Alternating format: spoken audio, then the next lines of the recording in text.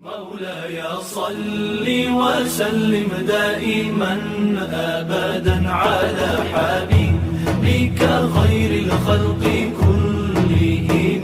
مولاي صل وسلم دائما أبدا على حبيبك.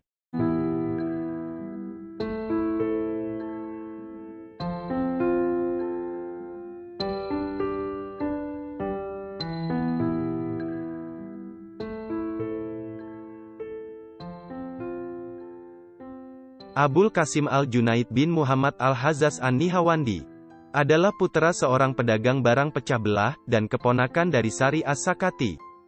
Ia adalah teman akrab Al-Muhasibi, yang merupakan penyebar besar aliran waras Sufisme. Ia telah mengembangkan sebuah doktrin teosofi yang mempengaruhi keseluruhan mistisme ortodoks Islam. Teorinya yang dijelaskannya kepada tokoh-tokoh semasanya, masih dapat kita temukan hingga saat ini. Ia meninggal pada tahun 198 Hijriyah, 910 Masehi di Baghdad, sebagai ketua dari sebuah aliran yang besar, dan berpengaruh luas. Sejak kecil, Abul Qasim Al-Junaid sudah merasakan kegelisahan spiritual. Ia adalah pencari Allah yang tekun, penuh disiplin, bijaksana, cerdas, dan mempunyai intuisi yang tajam. Pada suatu hari ketika kembali dari sekolah, Abul Qasim Al-Junaid mendapatkan ayahnya sedang menangis. "Apakah yang terjadi?" tanya Junaid kepada ayahnya. "Aku ingin memberi sedekah kepada pamanmu Sari, tetapi ia tidak mau menerimanya," ayahnya menjelaskan. "Aku menangis karena seumur hidupku baru sekarang inilah aku dapat mengumpulkan uang 5 dirham. Tetapi ternyata, pemberianku tidak pantas diterima oleh salah seorang sahabat Allah. Berikanlah uang itu kepadaku, biar aku yang akan memberikannya kepada paman. Dengan cara ini, tentu ia mau menerimanya," kata Junaid. Uang 5 dirham itu diserahkan ayahnya, dan berangkatlah Junaid ke rumah pamannya. Sesampainya di tujuan, ia mengetuk pintu. "Siapakah itu?" terdengar sautan dari dalam. "Junaid," jawabnya.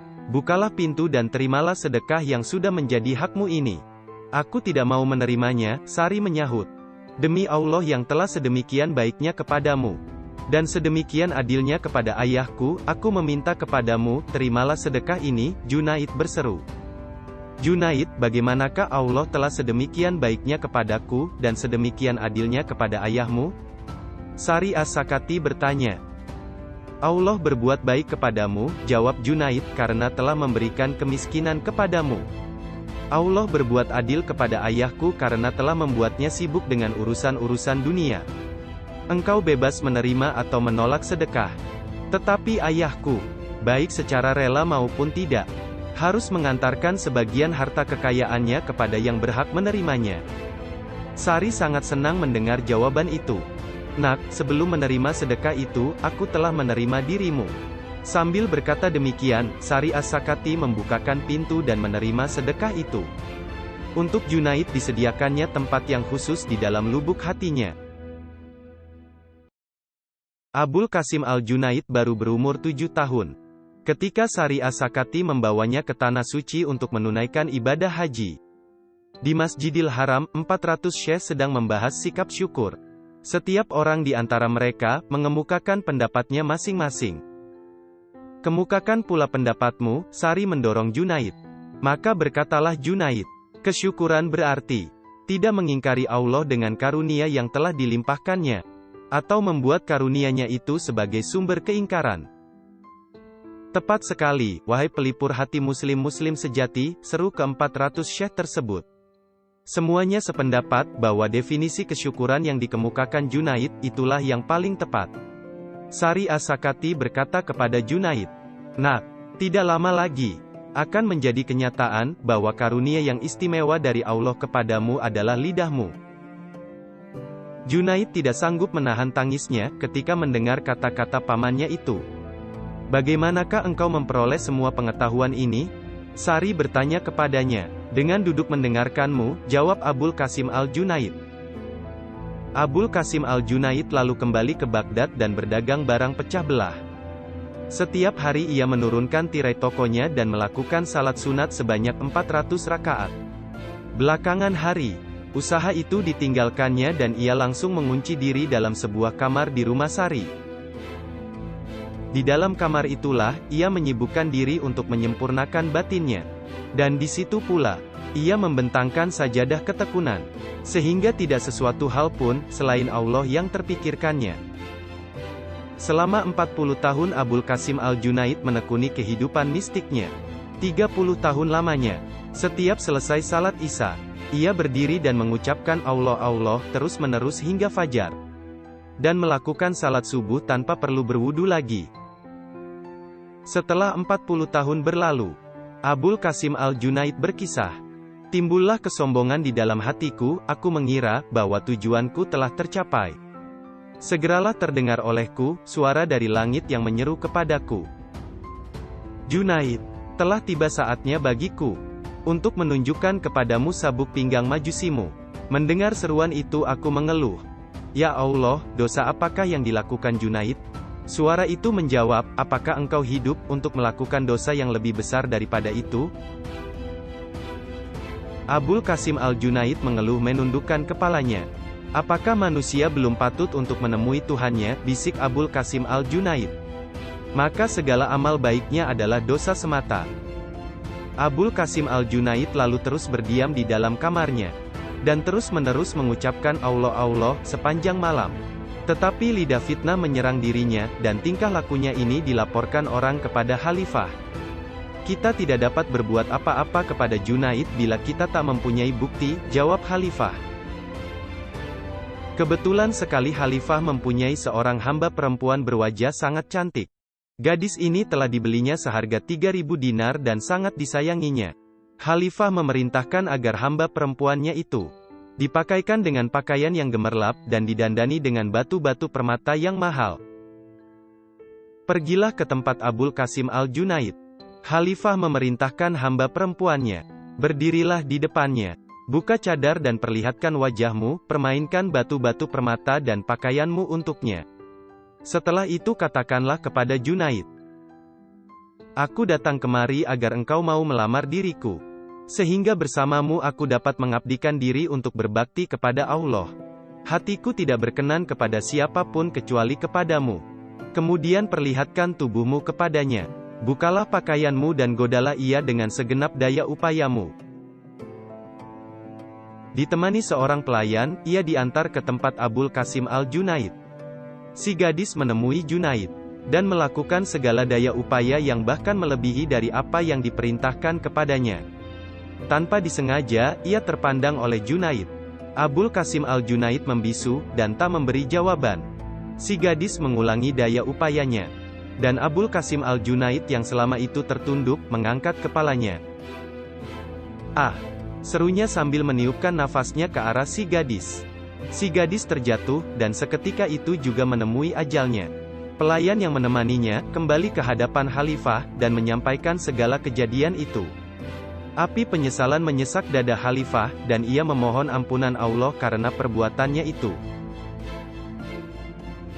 Seseorang yang memperlakukan orang lain seperti yang tak sepatutnya, akan menyaksikan hal yang tak patut untuk disaksikannya, khalifah berkata. Khalifah bangkit dan berangkatlah ia untuk mengunjungi Abul Qasim Al-Junaid. "Manusia seperti Junaid tidak dapat dipanggil untuk menghadapnya," katanya. Setelah bertemu dengan Abul Qasim Al-Junaid, khalifah bertanya, "Wahai guru, bagaimanakah engkau sampai hati membinasakan tubuh gadis yang sedemikian eloknya?" "Wahai pangeran kaum muslimin," Abul Qasim Al-Junaid menjawab, "belas kasihmu kepada orang-orang yang mentaatimu sedemikian besarnya, sehingga engkau sampai hati untuk menginginkan jerih payahku selama 40 tahun mendisiplinkan diri, bertirakat, menyangkal diri, musnah diterbangkan angin. Tetapi apakah artinya diriku di dalam semua itu? Janganlah engkau lakukan sesuatu hal kepada orang lain, apabila engkau sendiri tidak menginginkannya. Selama 30 tahun aku mengawasi batinku." Abul Qasim Al-Junaid mengatakan, "Setelah itu selama 10 tahun batinku mengawasi diriku. Pada saat ini, telah 20 tahun lamanya aku tidak mengetahui sesuatu pun mengenai batinku. Dan batinku tidak mengetahui sesuatu pun mengenai diriku."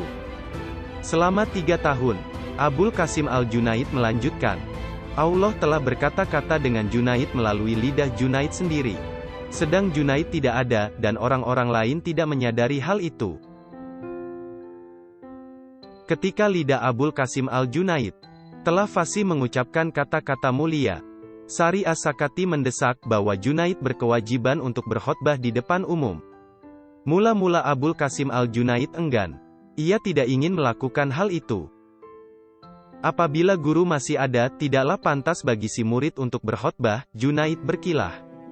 Kemudian pada suatu malam, Abul Qasim Al-Junaid bermimpi, dan dalam mimpi tersebut ia bertemu dengan Nabi. Berkhotbahlah. Nabi berkata kepadanya. Keesokan paginya, ia hendak pergi mengabarkan hal itu kepada Sari. Tetapi ternyata Sari sudah berdiri di depan pintu rumahnya. Sebelumnya engkau selalu merasa enggan dan menantikan agar orang-orang mendesakmu untuk berkhotbah. Tetapi mulai saat ini, engkau harus berkhotbah, karena kata-katamu dijadikan sebagai alat bagi keselamatan seluruh dunia. Engkau tak mau berkhotbah ketika dimohonkan murid-muridmu. Engkau tak mau ketika diminta oleh para syekh di kota Baghdad. Dan engkau tak mau berkhotbah ketika kudesak. Tetapi kini Nabi sendirilah yang memberi perintah kepadamu. Oleh karena itu, engkau harus mau berkhotbah. Semoga Allah mengampuni diriku, jawab Abul Qasim Al-Junaid. Tetapi bagaimana engkau bisa mengetahui bahwa aku telah berjumpa dengan Nabi dalam mimpiku? Aku bertemu dengan Allah dalam mimpi, jawab Sari, dan dia berkata kepadaku, telah kuutus Rasulku untuk menyuruh Junaid berkhotbah di atas mimbar. Aku mau berkhotbah. Abul Qasim Al-Junaid menyerah. Tetapi dengan satu syarat, bahwa yang mendengarkan khotbah-khotbahku tidak lebih dari 40 orang. Pada suatu hari Abul Qasim Al-Junaid berkhotbah. Jumlah pendengar hanya 40 orang. 18 orang di antaranya menemui ajal.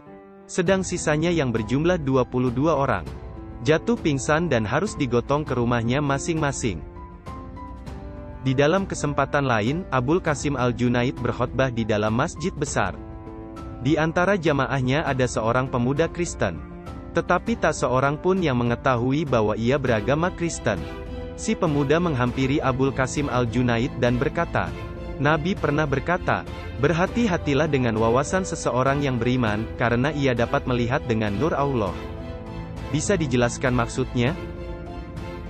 Yang dimaksudnya adalah, Abul Qasim Al-Junaid menjawab, bahwa engkau harus menjadi seorang muslim dan melepaskan sabuk kekristenanmu itu. Karena sekarang ini adalah zaman Islam. Si pemuda segera memeluk Islam setelah mendengar jawaban Abul Qasim Al-Junaid tersebut. Setelah berkhotbah beberapa kali, orang-orang menentang Abul Qasim Al-Junaid. Junaid menghentikan khotbahnya dan mengurung diri di dalam kamarnya. Betapapun ia didesak untuk berkhotbah kembali, ia tetap menolak. Aku sudah cukup puas. Jawab Abul Qasim Al-Junaid, aku tidak mau ke atas mimbar dan mulai berkhotbah. Apakah kebijaksanaan yang terkandung di dalam perbuatanmu ini? Seseorang bertanya kepadanya. Abul Qasim Al-Junaid menjawab, aku teringat sebuah hadis di mana Nabi berkata, di hari-hari terakhir nanti, yang menjadi juru bicara di antara umat manusia adalah yang paling bodoh di antara mereka. Dialah yang akan berkhotbah kepada umat manusia. Aku menyadari bahwa aku adalah yang terbodoh di antara umat manusia, dan aku berkhotbah karena kata Nabi itu. Aku takkan menentang kata-katanya itu. Pada suatu ketika, mata Abul Qasim Al-Junaid sakit dan dipanggilnyalah seorang tabib. Jika matamu terasa perih, jangan biarkan air masuk ke dalam matamu, si tabib menasehatkan. Ketika tabib itu telah pergi, Abul Qasim Al-Junaid bersuci, salat dan setelah itu pergi tidur. Ketika terbangun, ternyata matanya telah sembuh, dan terdengarlah olehnya sebuah seruan. Junaid bersedia mengorbankan matanya demi nikmat kami. Seandainya untuk tujuan yang sama, ia telah memohon ampunan kami untuk semua penghuni neraka. Niscaya permohonannya akan kami kabulkan. Ketika si tabib datang, dan menyaksikan bahwa mata Abul Qasim Al-Junaid telah sembuh, ia berkata, apakah yang telah engkau lakukan? Tanyanya. Aku bersuci untuk salat, jawab Abul Qasim Al-Junaid. Mendengar jawaban ini si tabib yang beragama Kristen itu segera masuk Islam. Inilah kesembuhan dari Sang Pencipta, bukan dari makhluk-makhluk ciptaannya, katanya kepada Abul Qasim Al-Junaid. Matakulah yang selama ini sakit, bukan matamu. Engkaulah yang sebenarnya seorang tabib, bukan aku.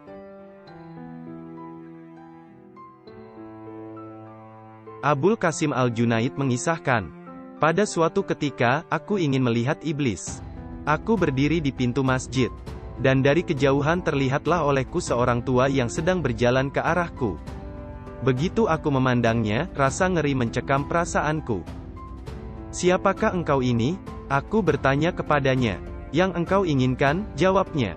Wahai makhluk yang terkutuk, seruku. Apakah yang menyebabkan engkau tidak mau bersujud kepada Adam? Bagaimanakah pendapatmu Junaid? Kata iblis, jika aku bersujud kepada yang lain daripadanya? Abul Qasim Al-Junaid mengisahkan, betapa ia menjadi bingung karena jawaban iblis itu. Dari dalam lubuk hatiku terdengarlah sebuah seruan, katakan, engkau adalah pendusta. Seandainya engkau adalah seorang hamba yang setia, niscaya engkau mentaati perintahnya. Ketika iblis mendengar kata-kata ini, ia meraung nyaring, demi Allah Junaid, engkau telah membinasakan aku. Dan setelah itu ia pun hilang. Pada masa sekarang ini, semakin sedikit dan sulit ditemukan saudara-saudara seagama. Seseorang berkata di depan Abul Qasim Al-Junaid. Abul Qasim Al-Junaid membalas, jika engkau menghendaki seseorang untuk memikul bebanmu, maka orang-orang seperti itu memang sulit dan sedikit dijumpai. Tetapi jika engkau menghendaki seseorang untuk ikut memikul bebannya, maka orang seperti itu banyak sekali padaku. Bila Abul Qasim Al-Junaid berkhotbah mengenai keesaan Allah, ia sering membahasnya dari sudut-sudut pandang yang berbeda, sehingga tak seorang pun dapat memahaminya. Pada suatu hari, Shibli yang berada di antara pendengar-pendengar mengucapkan, Allah Allah. Mendengar ucapan itu Abul Qasim Al-Junaid berkata, apabila Allah itu tidak ada, maka menyebutkan sesuatu yang tidak ada adalah suatu pertanda dari ketiadaan. Dan ketiadaan adalah sesuatu hal yang diharamkan. Apabila Allah itu ada, maka menyebut namanya sambil merenunginya sebagai ada adalah suatu pertanda tidak menghargai. Seseorang membawa uang 500 dinar, dan memberikan uang itu kepada Abul Qasim Al-Junaid. Adakah yang masih engkau miliki selain daripada ini? Abul Qasim Al-Junaid bertanya kepadanya. Iya banyak, jawab orang itu. Apakah engkau masih ingin mempunyai uang yang lebih banyak lagi? Iya. Kalau begitu ambillah uang ini kembali, engkau lebih berhak untuk memilikinya. Aku tidak memiliki sesuatu pun, tapi aku tak menginginkan sesuatu pun. Ketika Abul Qasim Al-Junaid sedang berkhotbah, salah seorang pendengarnya bangkit dan mulai mengemis. Orang ini cukup sehat, Abul Qasim Al-Junaid berkata di dalam hati. Ia dapat mencari nafkah, tetapi mengapa ia mengemis dan menghinakan dirinya seperti ini? Malam itu Abul Qasim Al-Junaid bermimpi, di depannya tersaji makanan yang tertutup tudung. Makanlah. Sebuah suara memerintah Abul Qasim Al-Junaid. Ketika Abul Qasim Al-Junaid mengangkat tudung itu, terlihatlah olehnya si pengemis terkapar mati di atas piring. Aku tidak mau memakan daging manusia. Abul Qasim Al-Junaid menolak. Tetapi bukankah itu yang engkau lakukan kemarin ketika berada di dalam masjid? Abul Qasim Al-Junaid segera menyadari bahwa ia bersalah, karena telah berbuat fitnah di dalam hatinya, dan oleh karena itu ia dihukum. Aku tersentak dalam keadaan takut, Abul Qasim Al-Junaid mengisahkan.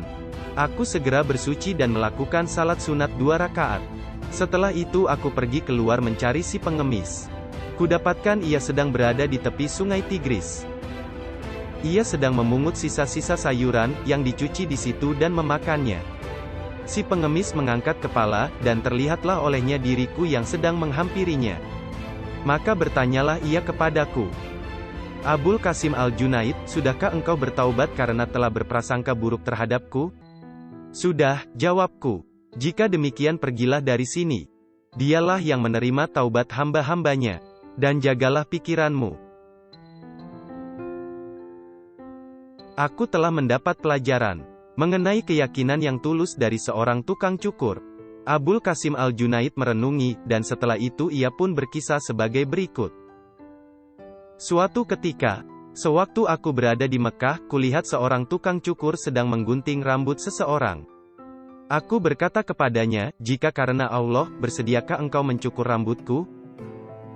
"Aku bersedia," jawab si tukang cukur. Ia segera menghentikan pekerjaannya dan berkata kepada langganannya itu, "Berdirilah, apabila nama Allah diucapkan, hal-hal yang lain harus ditunda."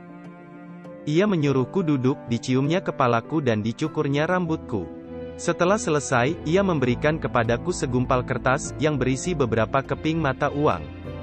"Gunakanlah uang ini untuk keperluanmu," katanya kepadaku. Aku pun lalu bertekad, bahwa hadiah yang pertama kali kuperoleh sejak saat itu, akan kuserahkan kepada si tukang cukur tersebut. Sejak saat itu, aku menerima sekantong uang emas dari Basrah. Uang ini kuberikan kepada tukang cukur itu. "Apakah ini?" ia bertanya kepadaku. Aku telah bertekad, aku menjelaskan. "Hadiah yang pertama kali kuperoleh, akan kuberikan kepadamu. Uang itu baru saja kuterima." Tetapi si tukang cukur menjawab, "Tidakkah engkau malu kepada Allah? Engkau telah mengatakan kepadaku, 'Demi Allah, cukurlah rambutku,' tetapi kemudian engkau memberi hadiah kepadaku. Pernahkah engkau menjumpai seseorang yang melakukan sesuatu perbuatan demi Allah dan meminta bayaran?" Seorang pencuri telah dihukum gantung di kota Baghdad. Abul Qasim Al-Junaid datang dan mencium kakinya. "Mengapa engkau berbuat demikian?" orang-orang bertanya kepada Abul Qasim Al-Junaid. "Semoga 1000 belas kasih Allah dilimpahkannya kepadanya," jawab Abul Qasim Al-Junaid. Ia telah membuktikan bahwa dirinya setia di dalam usahanya. Sedemikian sempurna ia melakukan pekerjaannya, sehingga untuk itu direlakannya hidupnya. Pada suatu malam, seorang pencuri menyusup masuk ke rumah dan masuk ke kamar Abul Qasim Al-Junaid. Tak sesuatu pun yang ditemukannya kecuali sehelai pakaian. Pakaian itu diambilnya, setelah itu ia pergi meninggalkan rumah Abul Qasim Al-Junaid. Keesokan harinya ketika Abul Qasim Al-Junaid sedang berjalan-jalan di pasar, dilihatnya pakaiannya itu di tangan seorang pedagang perantara, yang sedang menawarkan kepada seorang pembeli. Calon pembeli itu berkata, "Sebelum kubeli pakaian ini, aku meminta seseorang yang sanggup memberi kesaksian, bahwa pakaian itu memang kepunyaanmu. Akulah yang akan memberi kesaksian, bahwa pakaian itu adalah miliknya." Abul Qasim Al-Junaid berkata sambil menghampiri mereka. Maka pakaian itu pun terjual. Seorang perempuan tua datang menghadap Abul Qasim Al-Junaid dan bermohon, "Putraku pergi entah kemana. Doakanlah agar ia kembali." "Bersabarlah," Abul Qasim Al-Junaid menasehati perempuan tua itu. Dengan sabar perempuan tua itu menanti beberapa hari lamanya. Kemudian ia kembali kepada Abul Qasim Al-Junaid. "Bersabarlah," Abul Qasim Al-Junaid mengulangi nasihatnya. Kejadian seperti ini telah beberapa kali berulang. Akhirnya wanita tua itu datang dan berkata lantang kepada Junaid, "Aku sudah tak dapat bersabar lebih lama lagi. Doakanlah kepada Allah." Abul Qasim Al-Junaid menjawab, "Jika engkau berkata dengan sebenarnya, putramu tentu telah kembali. Allah berkata, Dialah yang akan menjawab orang yang berduka, apabila orang itu menyeru kepadanya." Setelah itu Abul Qasim Al-Junaid berdoa kepada Allah. Ketika perempuan itu sampai di rumahnya, ternyata anaknya telah berada di sana. Seorang murid mengira bahwa dirinya telah mencapai derajat kesempurnaan. Oleh karena itu lebih baik aku menyendiri, ia berkata dalam hatinya. Maka pergilah ia mengasingkan diri di suatu tempat, dan untuk beberapa lamanya berdiam di sana. Setiap malam, beberapa orang yang membawa seekor unta, datang kepadanya dan berkata, "Kami akan mengantarmu ke surga." Maka naiklah ia ke atas punggung unta itu. Dan mereka pun berangkat ke suatu tempat yang indah dan nyaman, penuh dengan manusia-manusia gagah dan tampan, di mana banyak terdapat makanan-makanan lezat dan anak-anak sungai. Di tempat itu ia tinggal hingga fajar. Kemudian ia jatuh tertidur, dan ketika terjaga, ternyata ia berada di kamarnya sendiri kembali. Karena pengalaman ini, ia menjadi bangga dan angkuh. Setiap malam aku diantarkan ke surga, ia membanggakan dirinya. Kata-katanya ini terdengar oleh Abul Qasim Al-Junaid. Abul Qasim Al-Junaid segera bangkit, dan datang ke tempat di mana ia mendapatkan muridnya itu sedang berlaga dengan sangat angkuhnya. Abul Qasim Al-Junaid bertanya apakah yang telah dialaminya. Dan si murid mengisahkan seluruh pengalamannya ini kepada Syekh. Malam nanti apabila engkau diantarkan ke sana, Abul Qasim Al-Junaid berkata kepada muridnya itu, ucapkanlah, tiada kekuasaan dan kekuatan, kecuali pada Allah yang Maha Mulia dan Maha Besar. Malam itu, seperti biasanya si murid diantarkan pula ke tempat tersebut. Dalam hatinya, ia tidak yakin terhadap perkataan Syekh Abul Qasim Al-Junaid.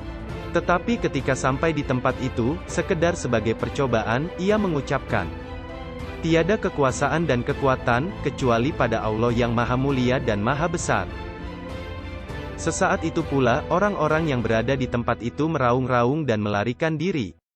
Kemudian terlihatlah olehnya, bahwa tempat itu hanyalah tempat pembuangan sampah. Sedang di hadapannya berserakan tulang-tulang binatang. Setelah menyadari kekeliruannya itu, si murid bertaubat dan bergabung dengan murid-murid Abul Qasim Al-Junaid yang lain. Tahulah ia, bahwa menyendiri bagi seorang murid, adalah bagaikan racun yang mematikan.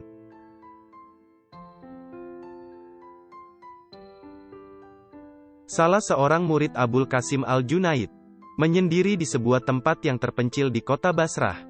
Suatu malam, sebuah pikiran buruk terlintas di dalam hatinya. Ketika ia memandang ke dalam cermin, terlihatlah olehnya, betapa wajahnya telah berubah hitam. Ia sangat terperanjat. Segala daya upaya dilakukan untuk membersihkan wajahnya, tetapi sia-sia. Sedemikian malunya dia, sehingga tidak berani menunjukkan mukanya kepada siapapun. Setelah 3 hari berlalu, barulah kehitaman wajahnya kembali normal sedikit demi sedikit. Tiba-tiba seseorang mengetuk pintu kamarnya. Siapakah itu? Ia bertanya. Aku datang untuk mengantar surat dari Abul Qasim Al-Junaid, sebuah sahutan dari luar. Si murid membuka surat Abul Qasim Al-Junaid. Mengapa tidak engkau jaga tingkah lakumu di hadapan yang Maha Besar? Telah 3 hari 3 malam. Aku bekerja sebagai seorang tukang celup untuk memutihkan kembali wajahmu yang hitam itu. Suatu hari, salah seorang murid Abul Qasim Al-Junaid melakukan suatu kesalahan kecil. Karena malu, ia melarikan diri dan tidak mau pulang. Beberapa hari kemudian, ketika berjalan-jalan dengan sahabat-sahabat di dalam pasar, tiba-tiba terlihatlah oleh Abul Qasim Al-Junaid muridnya itu. Si murid lari karena malu. Seekor burung kita terlepas dari sangkar. Abul Qasim Al-Junaid berseru kepada sahabat-sahabatnya dan mengejar si murid. Ketika menoleh ke belakang, si murid melihat bahwa Syekh membuntutinya.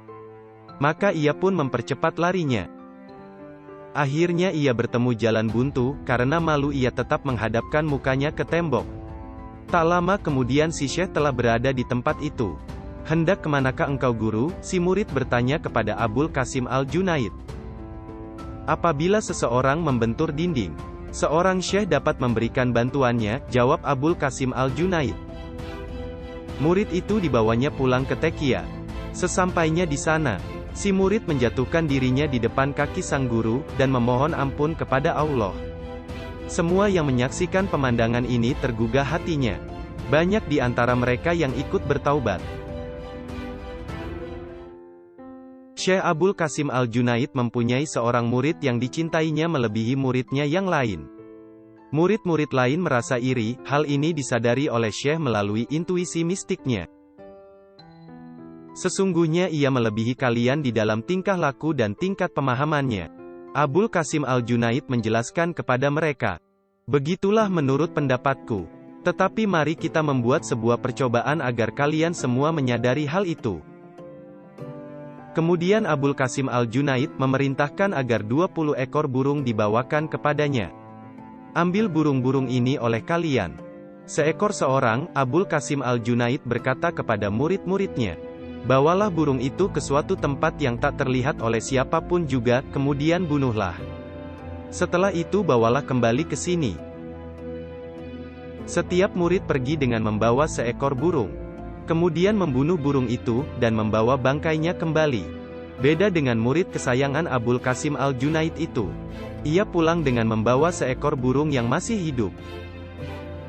"Mengapa tak kau bunuh burungmu itu?" Abul Qasim Al-Junaid bertanya kepadanya. "Karena guru mengatakan hal itu harus dilakukan di suatu tempat yang tidak dapat dilihat oleh siapapun juga," jawab si murid. "Dan kemanapun aku pergi, Allah senantiasa menyaksikannya." Kalian saksikanlah tingkat pemahamannya. Abul Qasim Al-Junaid berkata kepada seluruh muridnya. Bandingkanlah dengan yang lain-lainnya. Semua murid Abul Qasim Al-Junaid segera mohon ampunan Allah. Abul Qasim Al-Junaid mempunyai 8 orang murid istimewa, yang melaksanakan setiap buah pikirannya. Pada suatu hari, terpikirkan oleh mereka, bahwa mereka harus terjun ke perang suci. Keesokan paginya, Abul Qasim Al-Junaid menyuruh pelayannya mempersiapkan perlengkapan perang. Beserta ke-8 murid tersebut, ia lalu berangkat ke medan perang. Ketika kedua belah pihak yang bertempur saling berhadapan, tampillah seorang satria perkasa dari pasukan kafir itu. Lantas dibinasakannya ke-8 murid Abul Qasim Al-Junaid. "Aku menengadah ke langit," Abul Qasim Al-Junaid mengisahkan, "dan di sana terlihat olehku 9 buah usungan. Roh masing-masing dari ke-8 muridku yang syahid itu, diangkat ke sebuah usungan. Jadi masih ada 1 usungan yang kosong. Usungan yang masih kosong itu tentulah untukku. Aku berpikir dan karena itu aku pun mencebur kembali ke dalam kancah pertempuran. Tetapi satria perkasa yang telah membunuh ke-8 sahabatku itu, tampil dan berkata, 'Abul Qasim Al-Junaid, usungan yang ke-9 itu adalah untukku. Kembalilah ke Baghdad dan jadilah seorang syekh untuk kaum muslimin. Dan bawalah aku ke dalam Islam.'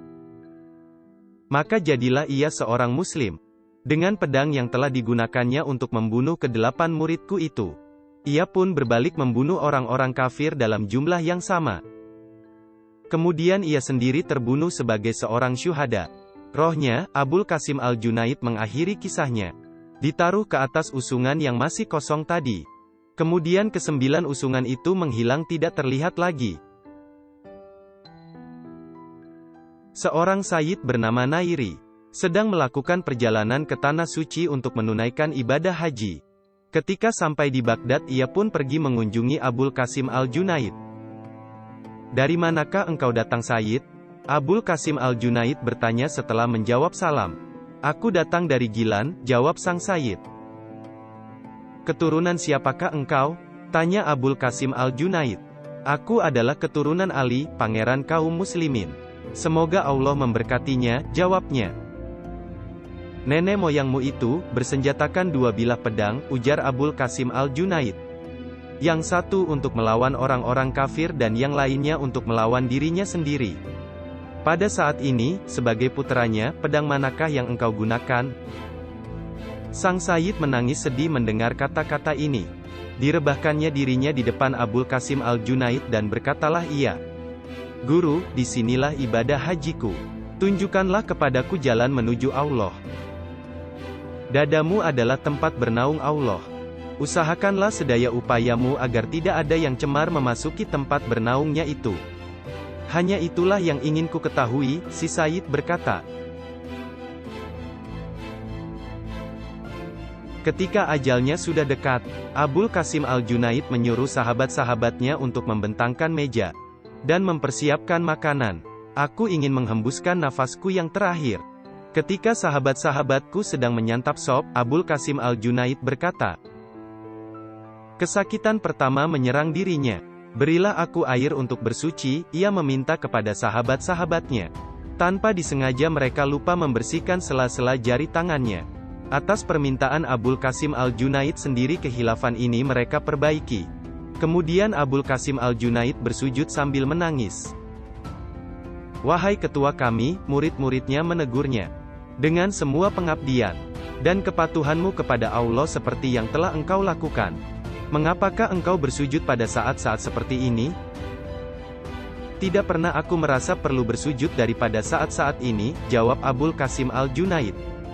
Kemudian Abul Qasim Al-Junaid membaca ayat-ayat Al-Quran tanpa henti-hentinya. Dan engkau pun membaca Al-Quran, salah seorang muridnya bertanya. Siapakah yang lebih berhak daripadaku membaca Al-Quran? Karena aku tahu bahwa sebentar lagi catatan kehidupanku akan digulung. Dan akan kulihat pengabdian dan kepatuhanku selama 70 tahun, tergantung di angkasa pada sehelai benang. Kemudian angin bertiup dan mengayunkan ke sana kemari. Hingga aku tak tahu, apakah angin itu akan memisahkan atau mempertemukanku dengannya. Di sebelahku akan membentang tebing pemisah surga dan neraka. Dan di sebelah yang lain malaikat maut. Hakim yang adil akan menantikanku di sana, teguh tak tergoyahkan di dalam keadilan yang sempurna. Sebuah jalan telah terbentang di hadapanku dan aku tak tahu kemana aku hendak dibawa. Setelah tamat dengan Al-Quran yang dibacanya, dilanjutkannya pula 70 ayat dari surat Al-Baqarah. Kesakitan kedua menyerang Abul Qasim Al-Junaid. Sebutlah nama Allah, sahabat-sahabatnya membisikkan.